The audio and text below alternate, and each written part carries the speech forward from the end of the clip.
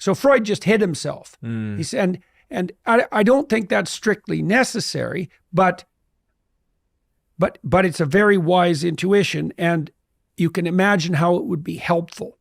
So now I think the counter to that is you can signal to someone who you're talking to, like open reception of the message they're receiving, right? It's just that, and kids love this, right? One of the things kids are doing all the time is testing you to see if you're paying attention, and they will modify their behavior in any way imaginable to get attention. It's because there's no difference between attention and love, by the way. Like, there's no difference. And so I don't think you have to hide yourself from your client, but that's why Freud did it. Now, what Freud noticed, and the psychoanalysts noticed, is that if you let people free associate, the topics that they picked would be linked to one another. That reminds me of this. That reminds me of this. That reminds me of this. Now, obviously, because people aren't just emitting random noises, there's a reason the things they're revealing are linked. There's some implicit similarity that they're striving toward. Now, often what'll happen if you listen to your wife, for example, she's laying out a bunch of problems and it'll spiral. It'll remind her of something. This happened with Freud. If you got to the gist of it, it would remind people of something that happened to them much earlier in their life, and often something that was traumatic. So a trauma is a problem you encounter in your life that's quite deep, so that it unsettles you, that you do not resolve. So it's like, imagine that in your bedroom, there were holes that you could fall through into trouble. And so you want to make a map of where all the holes are so that you can walk through the landscape without falling into the pit. Now, it'd be better if you just fixed the holes, but at least you have the landscape mapped out. Well, a trauma is a hole that hasn't been filled in. And so maybe if you had a trauma when you were 4, you hit a wall and you couldn't resolve the trauma, that's no different than not maturing in relationship to that problem. So what you have at hand there are only the tools that you developed by the time you were 4. Now then you might encounter a situation where that's reminiscent of that. So for example, someone might say, I had a problem with my boss. I have a recurring problem with my boss. And so you listen to him, he says, that reminds me exactly of what my father did when in this situation when I was a kid. And so the reason the person is reacting to their boss in a negative way is because they're using the same conceptual structure that they used to construe their father when they were 4.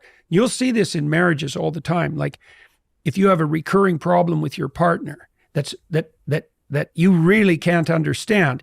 Now, it might be your fixation at some developmental stage that's the problem. Like she's interacting with you in a way that elicits your 13-year-old self consistently. But she also might be reacting to you in a way that elicits her 13-year-old self. And so then, but if you listen to her, she'll get to that. And then she'll tell you the story. And then sometimes she'll be able to figure out what to do about that herself, or sometimes you'll have to discuss it. But it almost always results in tears.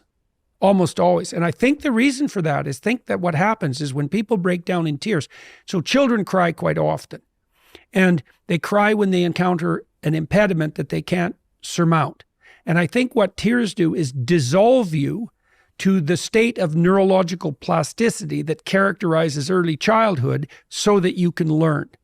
Now, people don't like that, right? That reversion, it's humiliating, but you have to break. That's the crying. The crying is an indication that the current conceptual structure is insufficient. It has to die. And then the tears come, right? And then now you're prepared neurologically to learn something new. And that'll be whatever comes out of the discussion. And that'll replace that old conceptual structure that's outdated and immature with a new, somewhat fragile conceptual structure, right? And then the person will try that out a couple of times. Like maybe this is something where it's like something that's just come out of a cocoon. You have to be very careful when you negotiate with your partner because maybe they'll decide that they'll try a new tactic that you have both agreed on. But the first 30 times they implement that new tactic, first of all, they won't do it very well because it's new. And second, if you punish it, it'll kill it right away. Yeah, so you're describing my relationship very accurately, because I am someone who in the mid. So what's my sort of attachment style? I grew up in a household where my parents were at each other a lot. It was Yeah. fighting, arguing. Yeah. So I learned very early on that relationships are like prison. Right. So Right. I wanted to commitment. I ran from commitment my whole life. I met someone who had an opposite attachment style where whenever things get a little bit rocky, she wants to like latch on, in a sense. Like she really wants to make sure that she's got my attention. Yeah. For example, I could come home and say one word that shows that I'm focused on my work, and then suddenly she's like fighting for my attention. That makes me want to run, and that makes her want to chase. Right. Right. And right. so then she'll get triggered, and then she'll kind of retreat and be, it's quote unquote, like the word sulking is often used. Yeah. So we came up with a system where I said to her, when you feel triggered by me not giving you the attention you want and you end up spiraling, can you just try and tell me as soon as possible? Yeah. Instead of like the 7-hour silence. Yeah. So that was the mechanism we came up with. And then the first time she did that, I was, as you said, very conscious of making sure I didn't react badly to it or get triggered by it. Right. So you're describing the process I've been through entirely. Yeah. Well, this happens to everyone. And those sulks, let's say, that's a nonverbal threat response. Right. Right. And you want to replace that with a more differentiated, practical, and more immediate strategy. And so, one of the things that I've seen, for example, with my wife is that the periods of time where she gets upset shrink and shrink and shrink and shrink, because she can get from the problem to the verbalizable statement of the problem and the solution way, way faster. But that takes just from continual practice, because continual attention. It's like, oh, I'm upset.